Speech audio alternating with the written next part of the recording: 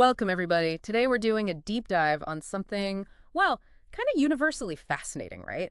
Achieving, like And anything. anything at all, the whole dream, right? And we've got this article that's going to be our guide, but it's surprisingly, um, I don't know, peppy, I guess. Not what you'd expect for a topic like Yeah, this. it's got this great energy. So if you're already a hardcore goal setter, awesome, stick with us. Yeah. But if that whole idea makes you kind of nervous, Like, ugh, goals. right. Yeah, exactly. This deep dive is for you, too. I mean, there was a time when I saw a big goal and just thought froze. Oh, tell me about it. Total deer in the headlights. But this article really leans into the mindset piece, which I think was key for me. And that's what I found so interesting, too. Like, they jump right into the psychology of it, Right away. Not just tips and tricks, but like, how does your brain actually work with this stuff? Totally. But before we go too deep there, let's start with something the article emphasizes right off the bat, being crystal clear about what you want. Crystal clear. Yeah. They even use this treasure map analogy, which, okay, I'm a sucker for a good analogy. Be good one. Romantic, even. Right.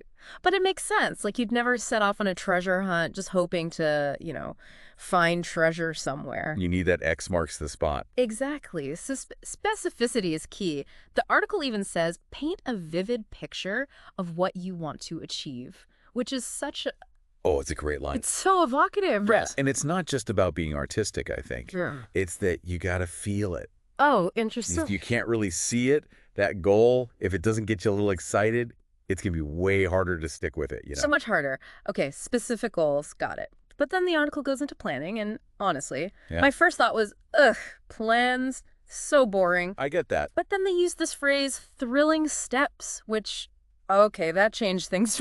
Thrilling steps. I love Yeah. it. Like we're still on that treasure map, but we're plotting the route. Yes, suddenly planning isn't a chore, it's like part of the adventure. And that's more than just a feeling. There's a real brain benefit there. Oh, how so? Breaking things down, it's not just about being organized. It actually makes it less taxing on your brain to process. So it's like easier to think about. Exactly. Reduces what's called cognitive load, Hmm. which, get this, can actually increase your motivation. Wait, so you're saying planning things out makes you more motivated? That seems backwards. I know, right? But picture it. Big, overwhelming goal. Your brain freaks out. Makes sense. Smaller steps. Suddenly it feels doable. So if you're the kind of person who gets overwhelmed easily, Planning is your friend. it's like you're tricking your brain into, hey, this isn't so scary after all. That's it. You're swapping fear for control, Mhm. which is way more motivating. And that kind of leads us to the next big point from the article, this whole growth mindset thing. Okay, growth mindset. It's kind of a buzzword, I gotta admit. It is everywhere these days. But the article really leans in, calls it a straight-up secret weapon for achieving anything. And there's a reason for that. Like, growth mindset, it's more than just thinking positive. Right. It's this deep understanding that what you're capable of, that's not fixed. It can change. Okay, I get that in theory. But how do you actually develop a growth mindset? It can't just be wishing for it. No, definitely not. It's active. It's about how you choose to see things. Give me an example. So instead of a challenge being like a threat to your ego, Yeah. it's a chance to learn something. Okay, I like that. Or a setback. Not a failure, but feedback. Mm. Valuable feedback. So it's like turning those failures into stepping stones, which, I have a story about that, actually. I was working on this project, total flop. But instead of beating myself up, I tried to analyze it. Like, what went wrong? What could I do differently? That's perfect. And honestly, it made me even more determined to figure it out next time. That's growth mindset in action. It's not just fluffy feel-good stuff either. There's Yeah. science behind it. Science. Okay, now you've got me interested. Tell me more. Ever heard of neuroplasticity? Can't say I have. It's basically how adaptable our brains are. They can rewire themselves constantly. Wow, that's incredible. It is. The more you learn, the more you challenge yourself, the stronger those connections in your brain become. So it's like our brains are muscles. The more we use them, the stronger they get. 100%. And that growth mindset, it's like a workout for your brain. This is blowing my mind a little bit. So specific goals, we got to make a plan, but make it exciting. And this whole growth mindset thing. Got it. What else does the article highlight as we're, going on this treasure hunt? Well, there's one thing I thought was super interesting and maybe a little unexpected. Celebrating other people's successes. Wait, what?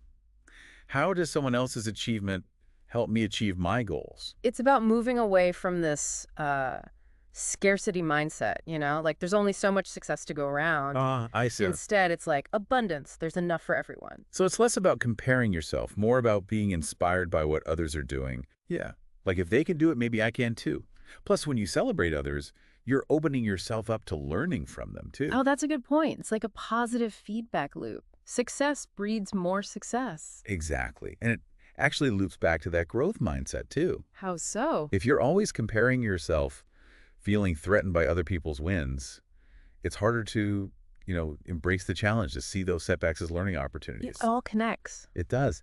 And speaking of challenges, there's this thing the article calls the persistence paradox, which it's kind of fascinating, really. Okay, lay it on me. What's the persistence paradox? So it's like this clash between how our brains are wired Yeah.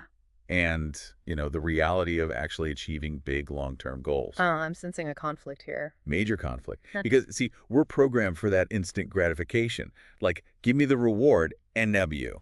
Makes sense from an evolutionary standpoint. Right. Back in the day, that kept us alive. But now, Now it's working against us.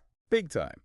Especially with the goals that take serious time and effort. It's like our brains are screaming, give me the dopamine, while our ambitious selves are all patience, young grasshopper. That's a perfect way to put it. Mm-hmm. And that's where things get tricky. Because instant gratification, it feels good. Oh, it does. It really does. It's so easy to get pulled off track, even if it's not what we really want in the long run. So how do we fight that? The article has some tips, right? It does. One of the best. Break things down, milestones, celebrate those little wins along the way.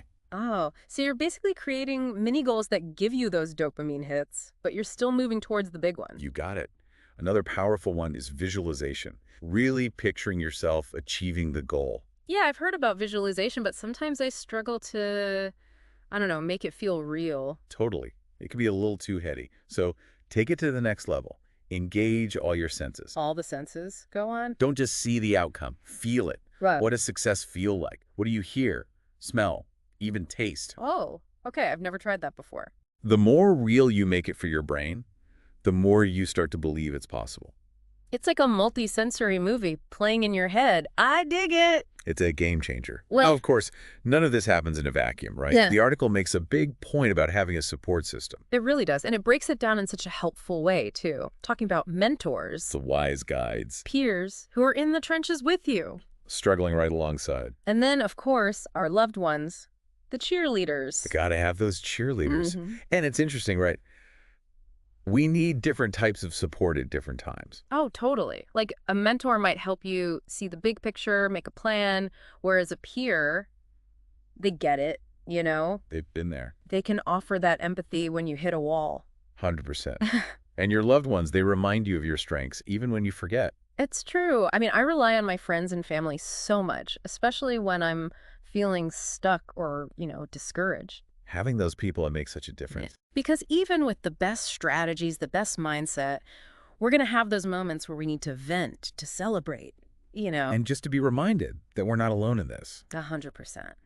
Now, there's one more thing the article talks about that I think is super important and honestly often gets forgotten. What's that? Self-care. Ah, yes. Self-care. And it's more than just, bubble baths and face masks, Right. Although those are great too. of course. But it's about realizing you can't give what you don't have. You can't pour from an empty cup, right? Exactly. You got to take care of yourself, body and mind, if you're going to show up for your goals. And the article makes it clear this isn't selfish, it's strategic, which, man, do I have a story about that. I bet you do. One time I was launching this project, working crazy hours, barely sleeping, living on caffeine and takeout. Oh, no. And guess what? It completely backfired. I got sick, burned out, the whole project suffered. That's a classic case of neglecting self-care. And there's a reason it backfires, like scientifically. Really? Tell me more. Our brains, they need things. Rest, good food, movement, all that stuff to function at their best. So it's not just about feeling good, it actually impacts how well you perform. Massively. Sleep deprived, stressed out, running on empty, you're not going to make the best decisions, you're not going to be as creative, you're going to make mistakes. Makes sense. Think of it like an investment. You fuel your body right, you get enough sleep, you move your body, you're investing in your own success. I like that framing. Self-care isn't a luxury. It's essential. Absolutely. And it goes back to that persistence paradox. When you're taking care of yourself, you have more energy to fight those urges for instant gratification. Yeah. You can stay focused on the long game. It's all connected, isn't it? So we've got our specific goals, a plan, but an exciting one.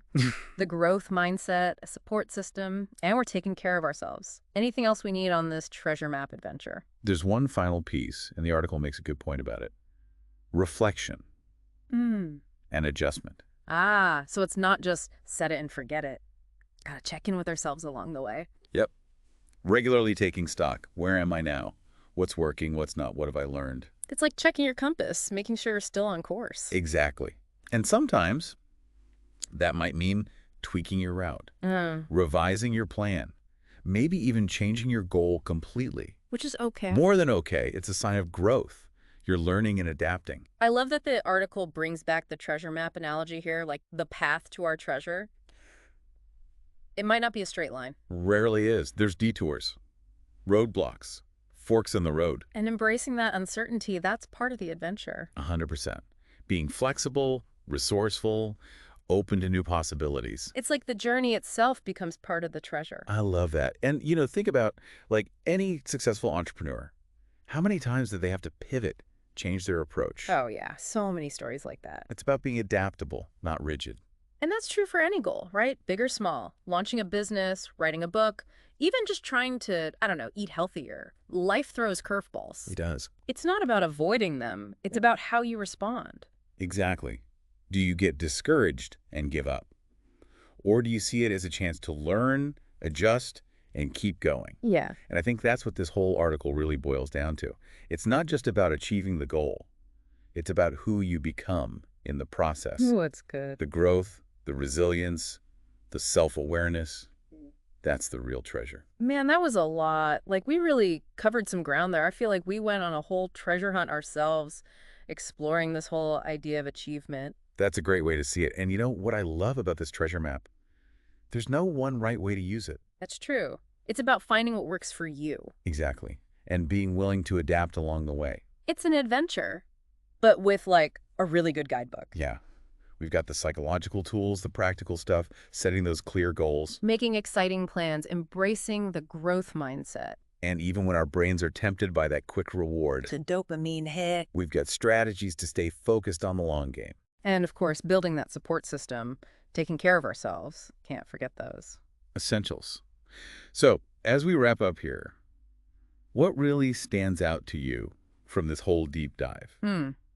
For me, it's that emphasis on the journey, not just the destination. I love that. It's not just about getting to the end. It's who you become along the way, 100%. Mm. And it takes time. It takes effort. And it takes a willingness to, learn and grow through all of it. The good, the bad, the unexpected. The challenges, the setbacks, even the failures, it's all part of the process. It really is. And the cool thing is, this article, it doesn't just tell you to think positive or work harder. Right. It gives you actual tools to use, and you Yeah. understand why they work. And that's powerful because it means you have more control than you think. So for everyone listening right now, what's one small step you can take today based on all this? Doesn't have to be huge. Maybe it's just writing down that vivid, exciting goal or reaching out to a potential mentor Oh, I love that. or maybe scheduling in that workout you've been putting off or even just like taking a minute to reflect on your mindset right now. Are you approaching your goals with growth or, are you kind of stuck in that fixed mindset? That's a great question to ask yourself. Just that little bit of awareness, it can make a big difference. Truth. Remember, everyone, every journey starts with that first step. Yeah. And the adventure of achieving anything, it's out there waiting for you.